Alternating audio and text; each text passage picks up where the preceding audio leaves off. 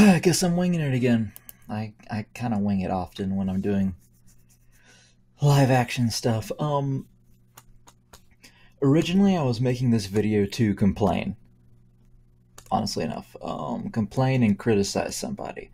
However, after looking into it a little bit further, I'm not going to do it as nearly as hard as I was going to do it. But it's still something you need to take note of. It's something to be, worth noticing.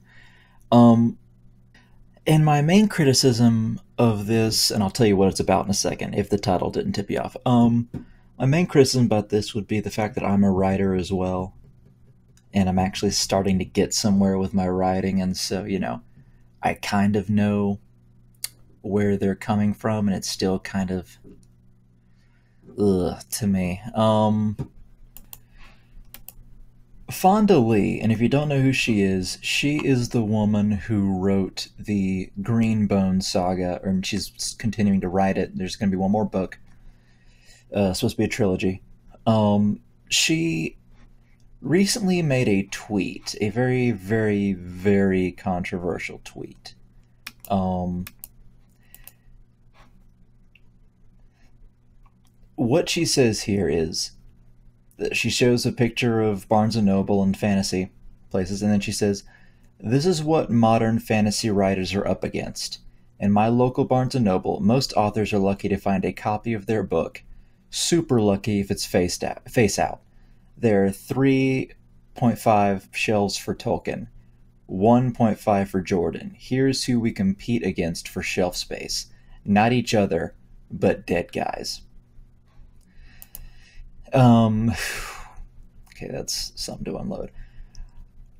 First off, I want to start off in saying that I don't dislike Fonda Lee. In fact, I quite like her because, at first I was like, "Who the fuck is this bitch?" But then like realized I needed to be more open to things, and I went on her Twitter page, and I haven't read her books obviously, but I went on her Twitter page, and she's a good person,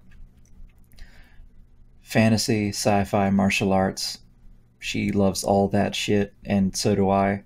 And she's not even mean to her fans.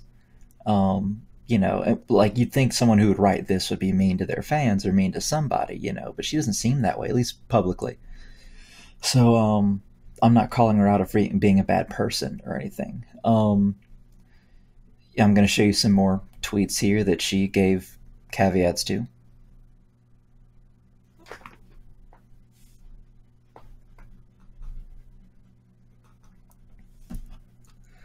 And all that is fair enough, but for a second it took me, for a while it rubbed me the wrong way.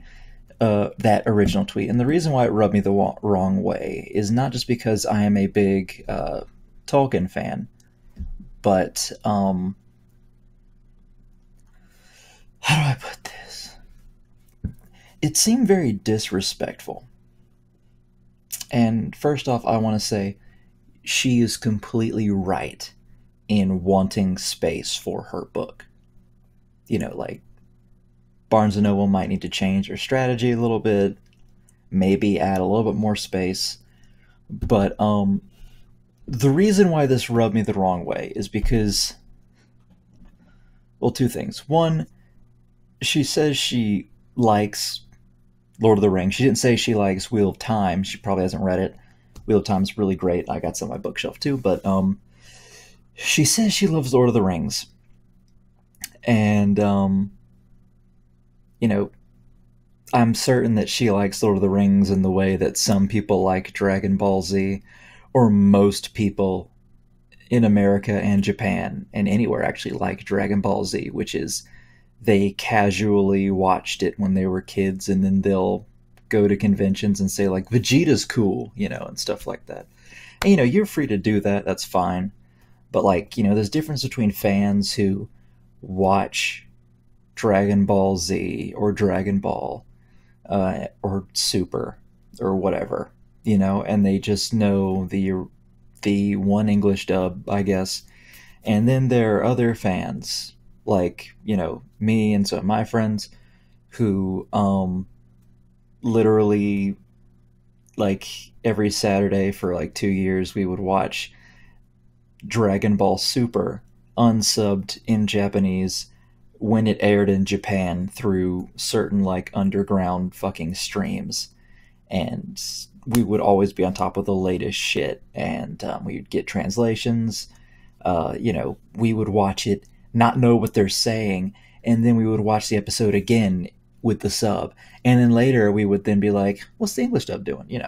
Or some of us would be like that, but like, that's some hardcore shit.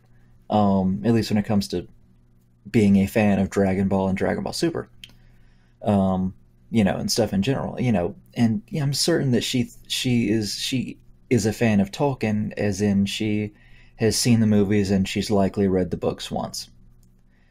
She's not someone who would have probably read the Silmarillion, or someone with the other like 11 books that Tolkien has read that people don't really pay attention to, or he's sorry, not read, he wrote. What was it? He wrote fucking. Okay, so it's The Hobbit, Lord of the Rings trilogy, Unfinished Tales, Peoples of Middle Earth, Silmarillion. Let's see. The Shaping of Middle Earth.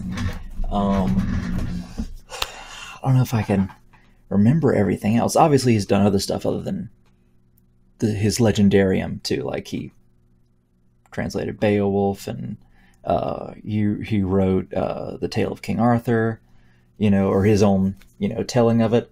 Tolkien's done a lot of stuff. And it is worth noting that he has written about 20 works, and she has written 2. She has written maybe 2 or 3 more things, so it's 5. 2 in her Greenbone trilogy, and 3 more sci-fi works, I believe. So she does not have a lot of work done, and he is a critically acclaimed author, world builder, professor, linguist. He changed English literature, forever. And not just with the Lord of the Rings, but with like his essays on Beowulf, and his translations, and his, work in various different fields. He knew fucking 5 or 6 different languages, and he probably knew how to read 8 or 9. Tolkien was, whenever I read a book like this, or the Silmarillion, I always like, I am a fantasy author myself, and everyone who reads my stuff generally likes it, but I am extremely intimidated by certain authors. Tolkien, whenever I read his stuff, I feel like I've been into the mind of a genius. Like, I'm serious. Like, this is some shit that you can't compete with. And not even like the way he writes. It's not even like his writing style. He's a pretty good author. Tolkien, I'd say if I'm like out of 10, he'd be a 7 out of 10 for his writing. But he is an 11 out of 10 for his mythology, and for his characters, and for his world. God, it boggles my fucking mind. Like, Jesus Christ. And Robert Jordan, kind of the same thing. Robert Jordan, he's fucking, let me see if I can pull this out without things falling. Hold on.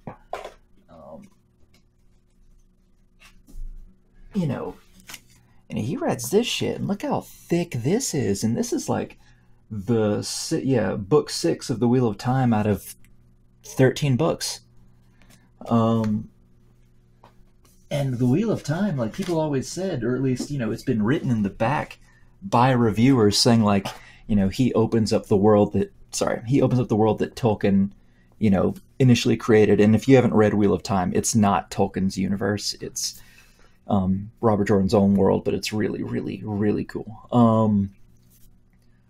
Sorry, the point of all this is, I know I've gone on a huge rambling thing. The point of this is that if I'm getting something published now, but it'd be a short story. It's not a novel. I'm working on novels. If I wrote a trilogy, or when I publish a trilogy, if I found it in a bookstore at all, I would feel very accomplished. Now, yes, I want to get money for my work, but to try to push away someone who literally set the foundations for fantasy literature in the 20th and 21st centuries, for someone who was literally a genius, and Tolkien was literally a genius. He was an acclaimed professor. He wrote essays that changed English literature forever. None of this has anything to do with Lord of the Rings or The Hobbit or any of his legendarium. He was known as being pivotal to the understanding of certain parts of Anglo-Saxon literature. He was actually a fucking big deal even outside of fiction. But to kind of like want to push away a genius like that, and someone who's so beloved, and someone who has such, how do I put this, a humble but compelling impact on everything, and for Robert Jordan too. Wheel of Time is one of the best fantasy literature. I would say that the first book of Wheel of Time, Eye of the World, is literally the best standalone fantasy novel I've ever read. And I've read a lot of fantasy novels. Um, his characters are great. His entire world is great. His writing style is above and beyond anything I can ever hope to have. Um, I just feel like she cares more about the money than anything, or she cares about exposure than anything. And I will say this much: Tolkien and not even Robert Jordan, who died in like 2006 or seven.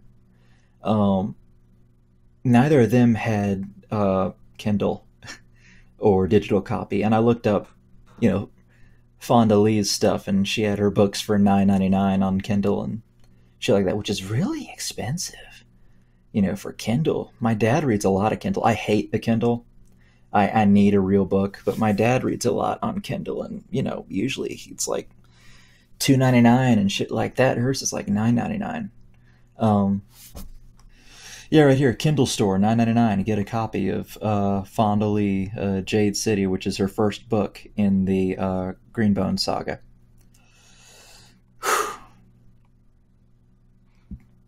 It's just, it just rubs me the wrong way, and obviously it rubbed a lot of other people the wrong way. And it's not because we think that she, or actually, I guess I can't speak for other people. For me, it's because I would never dream of pushing Tolkien out of the way so I can get a spotlight. Ever. I have too much respect for him. Same for Robert Jordan. I would, and I would never think of writing a book and trying to get it sold as a fucking competition. Yes, technically it's a competition, it's capitalism, and before you get off the rails and be like, down with capitalism, I want to say that communism is a fucking disease, so I am not for communism at all. Um, I know that went a complete left turn, but the point is that the point is that she is already a successful author. She is already writing books. You assume that this is what she wants to do for a living. You assume that this is her passion.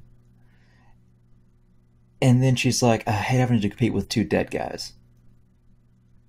And you're like, look, if you're doing what you want to do, you're getting fucking paid for it. You have the privilege of using online sources, and you do have your books in stores. Do not fuck with Lord of the Rings or Wheel of Time. Okay? I realize that Barnes and Noble could be a little bit better about that, but stop. Just don't fucking do that. Look, you're in a very good position at the moment. You know, it's just I would never dream of moving anyone else's work out of the way in order to put mine on the front, or even to put mine in the periphery. If I write one and it gets published, I know it's going to go into some bookstores. And if it goes into some bookstores, let's say fucking if I'm successful, and she is successful, so let's say she has 10,000 books sold of her first book, and then 10,000 of her next book sold. And 10,000 is a lot, but it's not a lot in a someone who's won a lot of awards. And she has won some awards. She's not a bad author from what I can tell. I haven't read anything yet. But like if she has 10,000 books sold there and then 10,000 books sold there, I don't know how much her regular book costs, but if a Kindle is $10, her regular must be like 25 or something. But let's assume it's a paperback. Let's assume it's $8.99, even though her Kindle one is more expensive than that. Let's assume it's $9, and let's assume that she gets $3 out of that for every book sold, and it's 10,000 copies sold for each. That is $60,000 for writing 1,000 pages, which, because her first book was about 560, and I assume her next book would make it to 1,000 or more. So that's $60,000 for doing that shit. She has other books, she has other things that she's doing with her life, but that's like a good chunk of money. That's still a steady stream. That's probably like the first, like I said, the first 10,000. After for the first few years, $60,000. Like, come on. Now, of course, she might have kids. She might have a husband that is sick or can't work. She might blah blah blah. House payments, blah blah blah. All adds up. But like if you're getting a solid chunk of money, and you are being solidly successful, and you have a lot more resources than these guys ever had, and if they're being sold to aid their families, there's a Tolkien estate. I'm not saying the Tolkien family needs money anymore. Obviously, they have $1 billion or more now. $1 billion just for the Amazon series. I'm just saying, like, just really disrespectful. And I know this is just like kind of an out of the blue opinion piece that I have. I'm gonna be providing more videos soon. One video is gonna be on the Second Age of Middle Earth, because I'm gonna be talking about that so people can get some information on the new Lord of the Rings series, and I'm gonna be probably bringing in some 3.5 Forgotten Realms material for videos, and then I might be talking about the elves and Warhammer, different things like that. But it's just fucking, it just really rubbed me the wrong way. Like, I would never be haughty or arrogant enough to want to push them out of the way for me. It just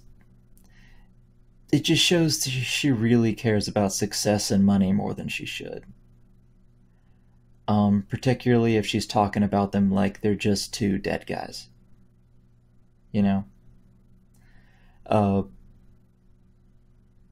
So, anyway, thanks for watching. I'm sorry, this is probably a really boring video, just an opinion part about me. I want to thank all my new subscribers. Thank you so much for watching my videos. I am going to make another video on Vic Mignogna, but not in this channel. It's going to be in my Dragon Ball Z channel, because it's about Kamehacon. And if you want to watch that, then I'm going to link in the description below. And the last time I kind of forgot to do that. This time I'm not going to forget. So just letting you know. All right. Thanks, guys.